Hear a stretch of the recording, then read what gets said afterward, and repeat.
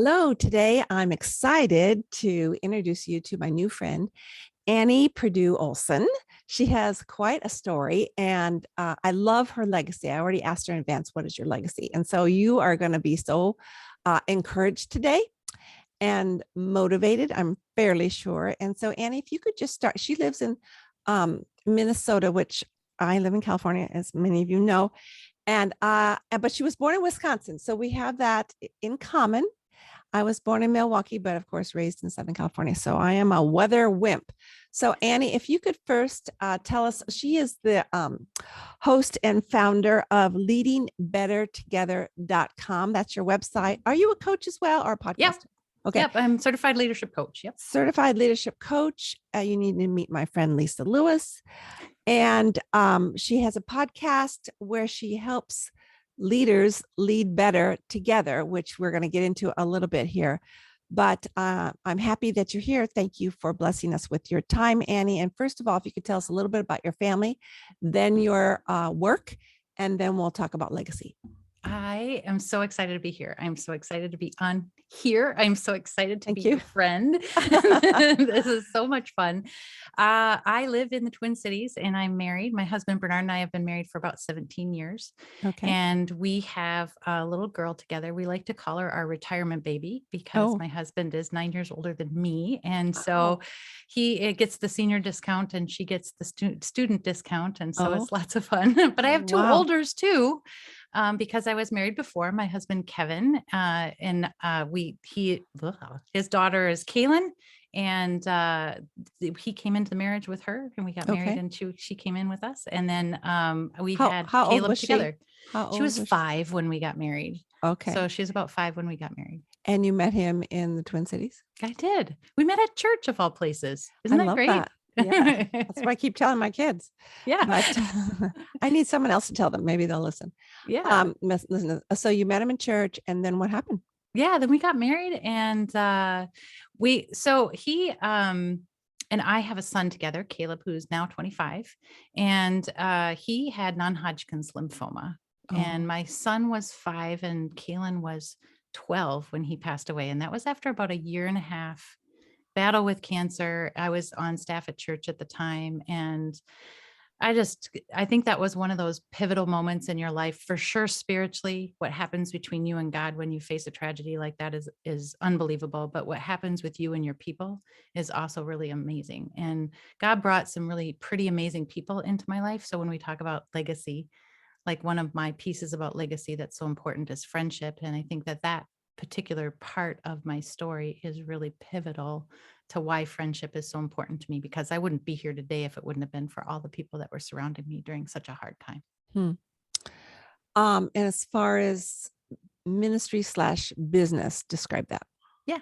So I have been for the last 10 years, owner and founder of Leading Better Together. And I work with leaders in ministry to help them fix their people problems, because I do think that it is better when we do this thing we call ministry together. But I found a lot of pastors and leaders of nonprofit organizations and faith-based organizations, they do what they do because they have a vision, they have passion, or maybe they really care about theology. And so they go out there and they do this thing that they love, only to find out that people really get in the way. That sounds like being a mother. Yeah. Actually, yes. People get in the way. Like, we want you to act a certain way. Yeah. So do you come alongside to help the leader, or to help, to say that you fix people, that sounds a little difficult. I love that. No, I don't fix people, but I fix people problems. And most of the time that usually means for us taking a look at ourselves and how do we need to interact with others differently to help that dynamic shift and change. And so really that's what I do, is I come alongside leaders and I say, what do you need to do differently to cultivate the healthy team that you want, to get the kind of team that you've always dreamed of? And that's the shift that we're making. So I don't fix people. People are people. And I don't know if anyone could fix me. I think only God can fix people. Yeah. But that what you just said was dynamite. So if you wouldn't mind repeating it. So you help the person that's come to you for help. Yeah. You help them to, do you ever have someone, well, now I'm asking another question, so remind me, but do you ever have people come to you and say, okay, I need you to fix my staff? Uh-huh. and not realizing that you're actually going to coach them to look at themselves. Yeah. So what you just said was, hold Yeah. on to that question, was what you help someone look at themselves to help them realize what they need to do differently. Is that what you were Yeah. saying? Right. Because relationships, think about your own relationships for a minute. It's all about the dynamics of the interactions between you and that other person. There's no one problem in a relationship. It's the way we really interrelate to each other. I can do the same kinds of things with you, and it's like we gel and everything works perfect. I can do the same behaviors with someone else, and it causes clashes or frustrations. And we're all different people. God wired us all differently. So it's really coming alongside leaders and saying, how are you wired? What is the strengths, your God-given strengths in the way that he made you? And how do you want to leverage the strengths that you have to get the most out of the relationships around you? Oh. That's what fixes people problems. So I'm not fixing people, but there's interrelationships and interdynamics that we are challenged by. And we are the one element in that dynamic that we have control over changing. Mm. Wow, we are the one element, that's for sure. We can only control ourselves. Actually, I say that when I'm talking to two people in conflict. Yeah, You can't actually tell them how to apologize. I have said right. that recently. You Yep. can't tell them how to apologize. Oh, but this is the way they should, you know? Yeah, And we all have that in our brain. Well, if you had only done this, then I would have behaved better. right. So Yep. what kind of excuses do you find from leadership, Christian leaders who say, "Oh no, it's not my problem"? What That's do a you good do with that? question. I have been blessed with usually people come to me because they're so desperate or they want to fix a problem or they want a team to be really healthy that I don't have a lot of people that come to me and say, can you change them? I don't want to change. Most of the people are coming to me are saying, what do I need to do to make this work? And so when people have that stance, it's pretty easy to work with them. Mm. I did have a training session one time where I walked into the training session. It was like 4 people on a team, and the leader of the team had brought me in. But one of the guys on the team, he was just like not wanting to be there. And he crossed his arms over and he leaned back in his chair and he goes, I don't think we need this. Oh, wow. And so it was just like, okay, all right. So I just leaned into that. And I think we spent the first half hour of the training session. I threw out my notes and I said, okay, so what do we need? And what do you want to accomplish? And what do you want to get out of this situation? He thought, we're not a team. We don't work together. And I was like, okay, so what is a team to you? And so it's really using some of those great coaching questions, even in that dynamic to say, okay, so he didn't think we needed this thing. Well, what Yeah. did he think this thing was? Yeah. And what is it that we really needed? And so I Wow. just dove right into that in the first half hour of the conversation and throughout the notes. And it was just like the leader in the room watching that, he'd been dealing with this difficult person for a long time, Long which is time. probably why he threw me in the room, threw me Yes. to the sharks. But it was amazing for him to see it modeled that you don't challenge back when you get challenged like that. You move into seeking to understand, like, how can I discover what it is that mattered to that person and why they were where they were at. I mean, that doesn't always work out. I've had conflicts and I've been fired by a client. Oh, Yeah. wow. But Mm. but it's because the relationship dynamic was so difficult between the two, and the two people really didn't want to change, and so neither one wanted to move their position. And when you've got a situation like that, actually, that's not a space for me. That's space for a mediator, and I should send them to a mediator. So I needed to be fired so that they could bring in someone who could actually do some heavy duty mediation, Mm. because neither one of them wanted to move. But if people are willing to move, you can really do a lot of transformational things through friendship and through relationship building. It's really amazing. What do you say is the most important thing that needs changing in us to get along with each other? Grace. Hmm. Meaning, So I'll just let meaning, that land there for a yeah. minute. But I think that we need to have grace for ourselves, and need to have grace for other people. Can you give us an example? I think we're all broken human beings in some ways. We've all got our challenges. And so we strive to be better, or we feel lack of confidence in something. And so if we can be gracious with ourselves and kind to ourselves, then we can step into a space with our best foot forward. And so I was even dealing with a client earlier this week, and there's just challenges with one of the people on her team. And it was like, how do you we were just sitting there having a conversation about it. And she's focused on the frustrations of the Right. relationship. Mm. That's what she's talking to me about. And so instead of staying focused on the frustrations, I started asking questions to see if we could see the same situation from the other person's perspective. Hmm. And as we started talking about that, she was like, oh, I get it. I get why she's frustrated about this. Hmm. She feels scared that Uh, something important to her is going to be taken away from her. And I was hmm. like, okay, so now that we've got that understanding and we are now moving into a space of grace, we can ask a different kind of question instead of how do I fix her and solve my frustrations, which is the start of the conversation. Yes. Yes. We move it to what is it that she needs from me so that she doesn't operate in fear? And that moving space from frustration to grace and having grace for that other person changed the total approach that that leader would take when they have that conversation. Wow. I think anybody listening would want you to come in and do some marriage therapy while you're at it I because, do work with couples occasionally. yeah, yeah. Just Well, because, when you're in ministry sometimes with your spouse. So, what, which I always admire and think that would never happen with me. But it's okay. We have different gifts. Annie, when you, have you ever felt like giving up in your job? yes.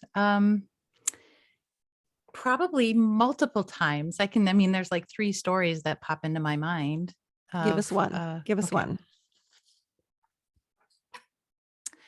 Um, I think one of the most significant stories when I really felt like giving up was after Kevin died. I would say that was the one place I really felt like giving up, mostly because I just didn't have any energy. Hmm. And all of the things that I had hoped for or thought of in life kind of had been ripped out from under me, and I Of didn't course. understand or know what my future held. And I didn't have the energy to fight for it. I'm kind of a fighter. I like really go after things. I'm kind of a go-getter. And so when my go-getterness runs up dry and I got nothing left to give, Hmm. I would say that's the place where I feel most like giving up. And I would say that's the largest scale give up space I've ever been in, but I've hit other ones since then Hmm. that I feel like, it's been hard and maybe it isn't worth fighting so hard for something. No, no one would fault you for that. I'm sure no one did. Yeah. Nope. Um, I'm curious as to why you didn't go into more coaching for grief Hmm. because you have experienced Question. that so much of our ministry as a fellow ministry person comes out of our own experience Yeah. because we tap into how God has helped us. Yeah. So, but instead, you are a life coach for helping people get along with one another Yeah. so that they lead better. So Yeah. did you ever think you would minister in the grief space? Um, it's interesting because I don't feel like I do grief very well. So I don't feel like I have a whole lot to say about it, which is silly to say when I think about it, Sue. I don't do grief well. Like, what kind of a judgment am I Yeah. putting on myself when I Yeah. say Who are I you to don't do shame grief? yourself? I know exactly. We're just talking about giving grace to ourselves and Right, giving right. grace to others. And I just like, nope, not going to do that for you, Annie. Mhm. But I think I don't know if I feel like an expert in grief. I feel like it was a really messy thing for me. And it's something that even, this last year would mark the 20-year anniversary of Kevin's death. And I was still having like hard times. And I'm remarried and I have another baby and I have a great life and I don't have any regrets about the life that I'm living right now. But I Mhm. can still 20 years later be in that space where I'm just like, that was really hard. And I Mm. really miss him still. Oh my Yeah, goodness. that's all right. It's just part of the story. It's part of the Yeah. journey. And so I don't know. I think maybe this is why I don't Mhm. minister around grief or do something in grief coaching. And it's not that I haven't ever had moments in my life where I've been able to come alongside other women who have lost their spouses or Mhm. um, people who have lost their parents. I've been able to walk alongside them in their grief, but it's very relational for me. And I feel like maybe that's the difference when it comes to grief. It's like, okay, this person this relationship, this situation, God's telling me to walk alongside you. And that's important to me. Mhm, mhm. But for my career, this is the other space for me. And I like both. I like walking alongside people, and I like coaching people through their people problems. Yeah. And I'm sure God will continue to use that Yeah. because you're going to meet other people where their underlying problem is that they're not over their grief. Yeah. And before I forget, since I just heard this story before we started recording, so tell me about this second husband. Yeah. Yeah. So I'll just throw it out there, and then I'll tell the story behind it, because it is Okay. kind of a fun and interesting story. But my husband now is my first husband's younger brother. Wow. So Kevin was my first husband, and his younger brother is Bernard, and he and I were married 3 years later. But what you have to know about Bernard is that he lived 3 blocks from me. So after Kevin died, I was a single mom and working full time Wow. and trying to like do life. And Mhm. it was super hard. And he lived 3 blocks away from me. And so when I couldn't get home from work on time, he was the guy who went to the bus stop to get my son off the bus. And Mhm. he was just there for us as a family, as an uncle. Sure. And we needed him to be an uncle. And it was great. And so our relationship was just more of a friendship over that time. And it was really awkward. So my first husband was like an extroverted marriage and family therapist, and kind of like knew everybody and everything. And my husband now, Bernard, is very introverted, and he's a particle scientist. And so he studies Wow. What a dust difference. and aerosols. That's his specialty. Wow. So he much prefers the lab Yeah. over people. Yeah. And so it was just this interesting dynamic, because he's so introverted that he liked me, Hmm. but he was not going to say it. No. And so it was this really interesting dynamic, because I also was like, I don't know how to deal with this relationship. So there was this like underlying subtlety going on, and we didn't know what to do with it until I was at work one day and somebody asked me out. And I freaked out because I hadn't been asked out in so long. And it was the Right. first time I'd gotten asked out on a date for anything since Kevin had passed. It was probably about a year and a half later.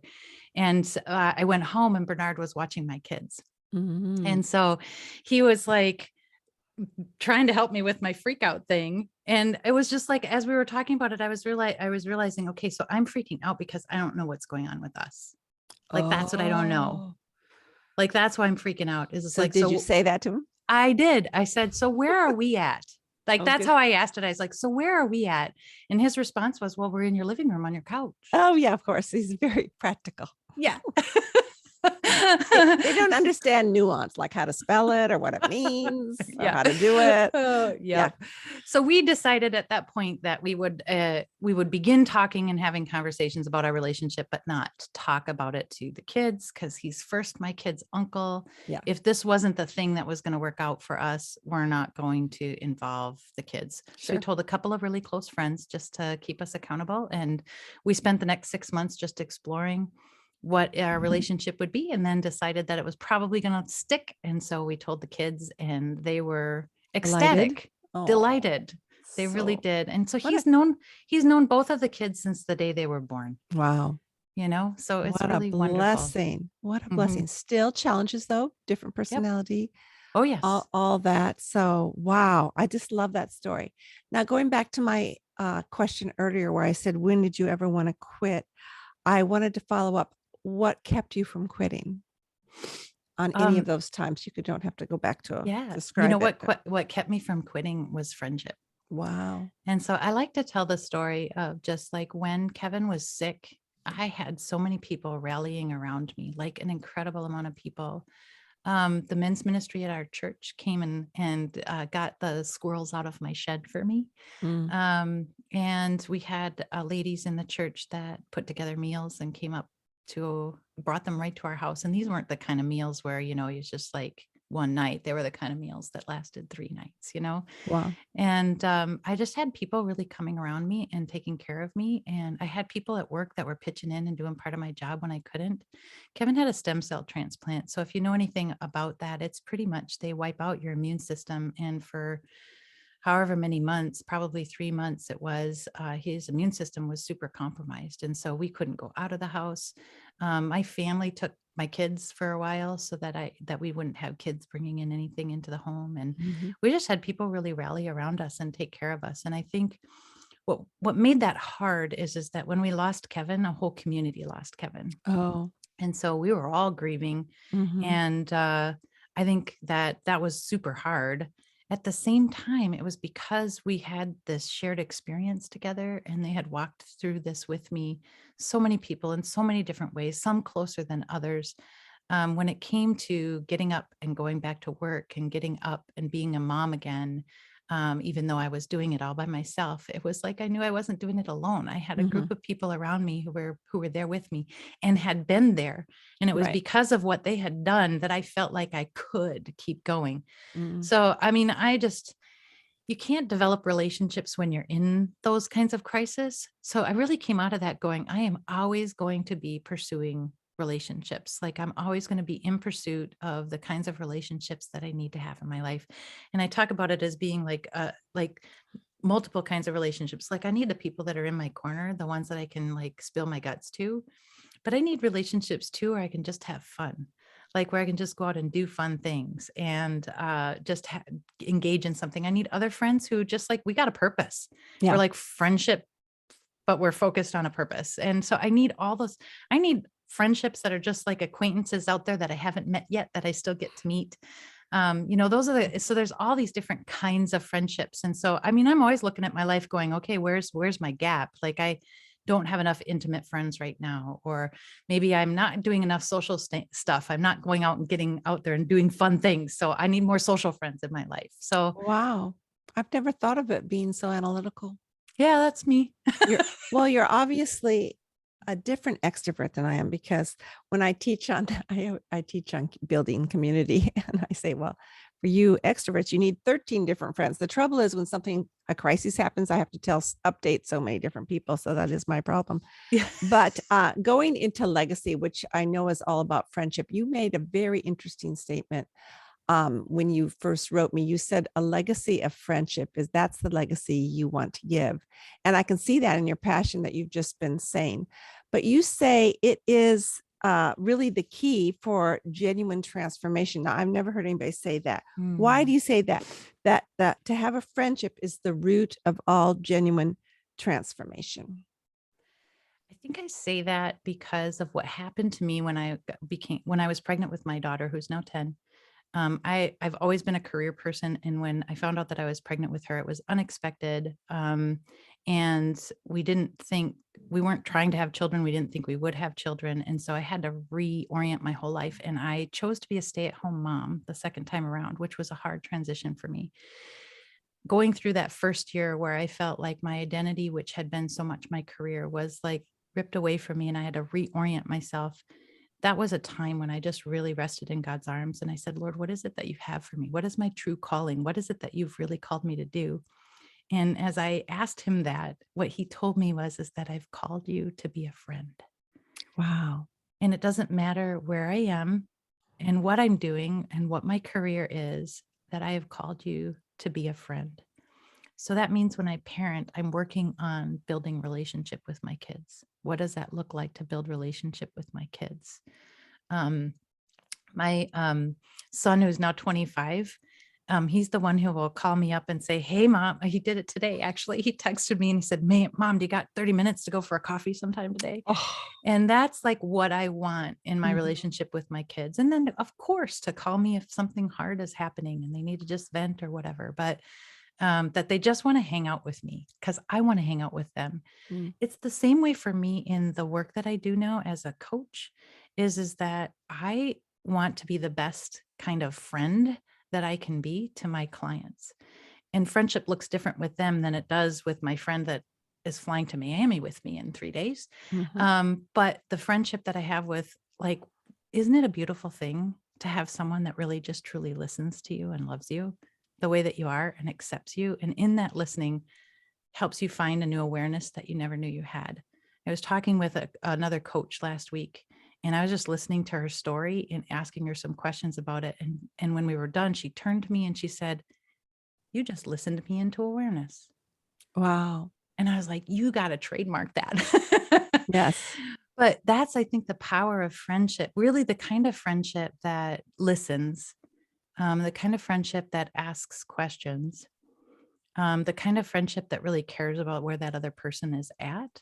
That kind of friendship is transformational. I mean, my colleague, who isn't even a client that I talked to a couple weeks ago, is walking away with more awareness about who she is and how God sees her because we had a conversation.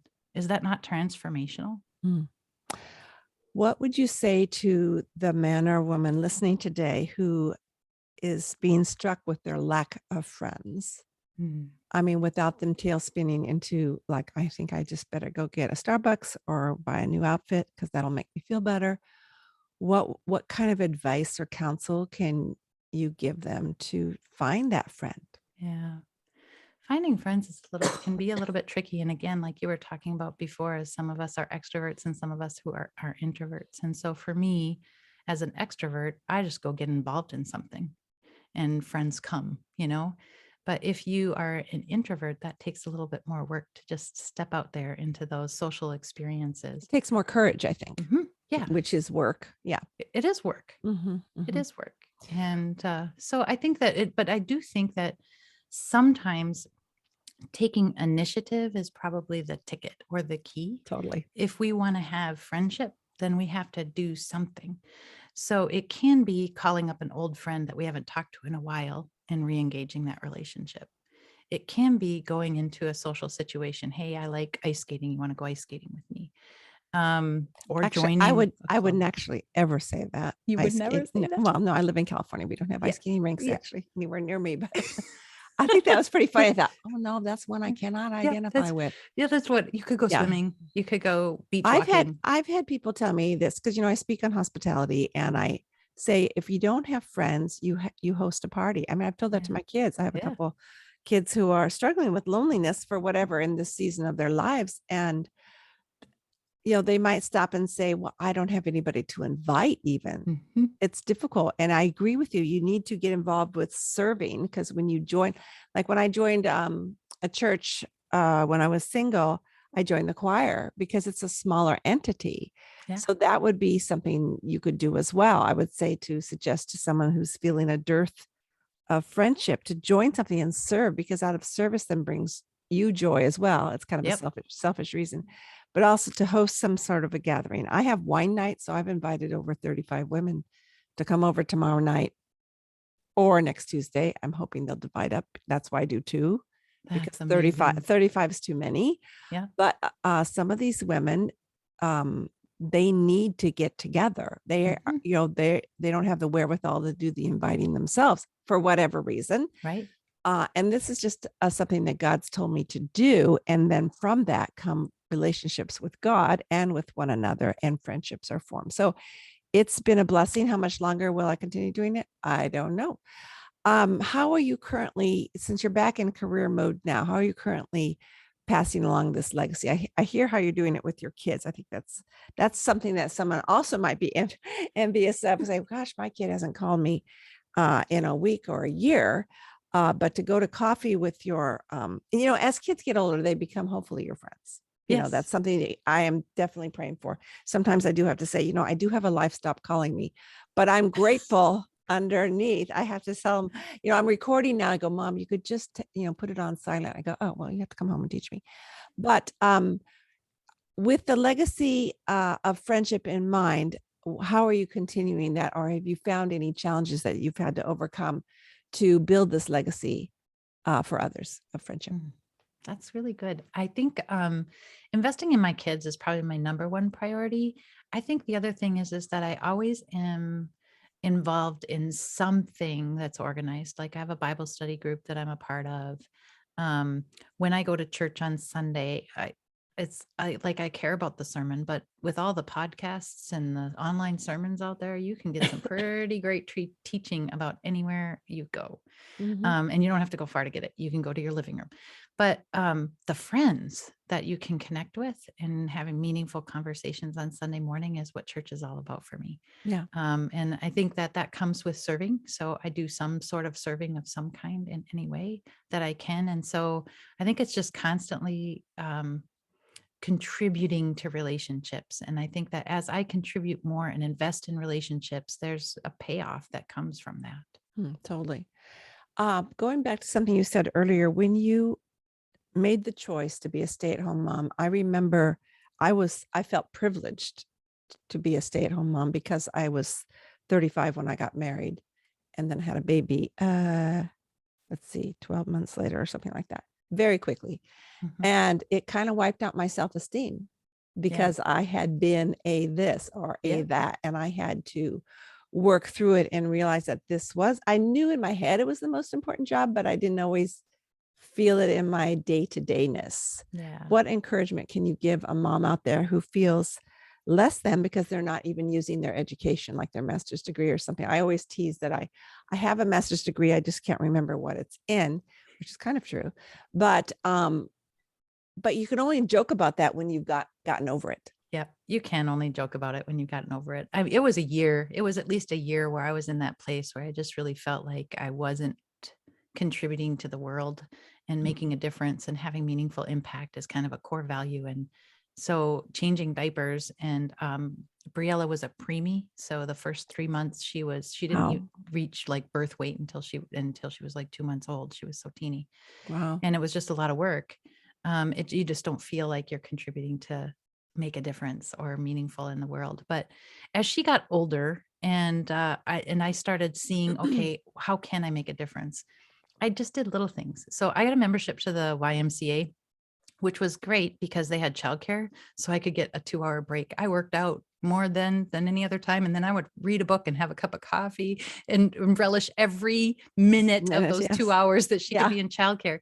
But they gave you guest passes. And so what I did is I joined a mom's group and I reached out to some of the other moms in the mom's group and I used up every guest passes. When they would send out surveys and say, hey, you can get 10 guest passes if you fill out the survey, I'd fill out the survey and get as many guest passes as I could because I felt like that was my ministry, was Mm. creating space for these moms to get a 2-hour break from watching their kids work out with me and then just walk around and have a cup of coffee. Mhm. And it seems small. It seems like not It's a not lot, but small. holy cow, Mhm. these like talk about friendship transforming lives. Mm. It was one of those things that I feel like I got so many guest passes acquired at one point that I actually did a summer moms group where we had Wow. like 10 moms show up for like 6 weeks, and I had enough guest passes to get their kids into the Y care. I had to go to the Wow. YMCA ahead of time and ask permission because I was like, we're going to inundate you for 2 Yes. hours with all these kids. Would that be okay? But it was just like, those are the kinds of things that you just start finding another way to express it, especially when you see your calling not as a career. I mean, separating that calling from career is really an important thing, I think, for us. The calling that God has for us is so much better and so much bigger than a career. A career is just simply one way we can express it, and that can change. So how would you define a calling then? For that woman or man sitting here going, well, I don't even have a calling. Yeah. Well, I think we all have a calling to express the love of Jesus in the world. Mhm. And so, how are you uniquely going to do that because of the way that you're wired? And I think that was my prayer during that season when I was a stay-at-home mom and couldn't figure it out is like, okay, Lord, I know the Bible says, to love God, love others. And that's what I'm supposed to be doing. So if I'm supposed to be loving God and loving others, that's my calling. How does that look for me? Mm. And that was when I really felt like, being the best friend I can be is really what that looks like for me. Well, But that sounds like the answer to my last question, which is how do you embody the welcoming heart of God, which is the theme of this podcast. And it sounds like it's the theme of your life as well, yeah. to welcome other people into friendship, to help them come alongside and love each other the way God has called us to. Is there anything more that you want to add to that? No, I mean, yeah, let's love God, love others through friendship, and we will change the world. Mm. And what do you do when someone wants to be your friend, but you don't really like them? Oh, such a good question. I think that it's okay to define what kind of friend that you can be. There are certain people Mm. that in your life that come in, and I had one a couple years ago that came in, but she was in a space of what she needed from me wasn't something that I was in a place to give. And so I was able to say that to her and say that I can't give this to you right now. But here's what I can give you. And so I was able to connect her or make a connection to some other people and some other ministries in the Twin Cities here that probably could be a better fit for what she needed. Hmm. And so I became a resource friend to her, not a personal friend. I didn't, but I was someone who could share resources with her and create Hmm. connections for her. And I think that's Wow. another way to express friendship. I do that all the time, but I'd never put a name to it. I just thought, oh, well, I don't think I'm the one for you, but I bet this one is. Mhm. And they take off. I know. And it's a relief, but it's also a blessing to them Yep. because you're Yep. actually setting them up. Um, how can you help others do what you're doing? And we'll end with that as Mm. far as helping them match up. I mean, we just mentioned one that you're a resource, but what if someone came to you and say, well, Annie, I want to do what you're doing and be a Mm. better friend? I would have them start with writing down a list of people that they already have connections with, Mm, and then praying over each one of those persons and asking God which one he wants them to reach out to and how they should reach mm, out to them. I mean, you got to start with who you know, and we all know people and we don't initiate an invite. And if we just started with who we knew, I think it would just ripple effect out from there. I think we could go on the road and speak together because I'm always, sometimes people say, well, Sue, it's because you're an extrovert that you have all these friends. I go, no, I work at it. Yeah. I invite and you take Yeah. initiative. And they'll say, well, I don't want to. Well, then you have to ask the question, why don't you want to? What Yeah. is inside of you that you're afraid to reach out? I've had women say, well, I've had people not come when I invite. Well, of course, that's rejection. You interpret that as rejection. Right. Maybe someone was just a flake, like I've been a flake and forgotten to come Yep. sometimes. So I think this has been so encouraging. And where can people find you if they want to have do you give them a 27 free strategy session? Yeah. Where can they find you? Check me out at www.leadingbettertogether.com. Right on that page is a button you can click and set up a free 27-minute strategy session with me. And in that 27 minutes, we will talk through the challenge that you feel like you're facing in your relationships and see if we can come up with a plan for a next step that you can take that feels doable to you. And is this only for women who in business? It is actually for any leaders in ministry. So I work with Mm, Christian business owners, I work with pastors, I work with executive directors, anybody who is doing any sort of leadership in ministry. And I really like to get practical and strategic in the way that I approach what I do.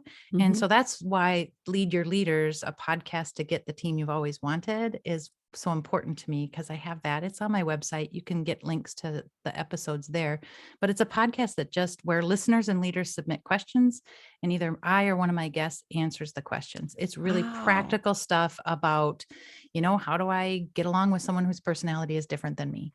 How Hmm, do I run a meeting that actually gets where I want it to go? I mean, some of those basic kinds of questions, like what do I do when I'm on the verge of burnout and I don't want to go over the edge? Those are the kinds of questions that people are submitting, and we're diving into tactical ways to approach hmm, how do you do this thing we call leadership and get that hmm. team that you've always wanted. Wow, so practical. No wonder it's been so successful. And you just started this new podcast recently. So I'm so proud of you. Thank I'm you. glad to be your friend. One thing I neglected to mention is that recently I rebranded, and this gal, Annie, so smart, helped me figure it out. And it was all changed over from Make It Count, Living a Legacy Life to Welcome Heart, Living a Legacy Life within a week. So I personally thank you, Annie. And I'm going to send you some free recipes, which is, of course, Yay. what you always wanted. Of So course. thanks so much for your time today. Thanks for having me, Sue. It's a blessing. Bye.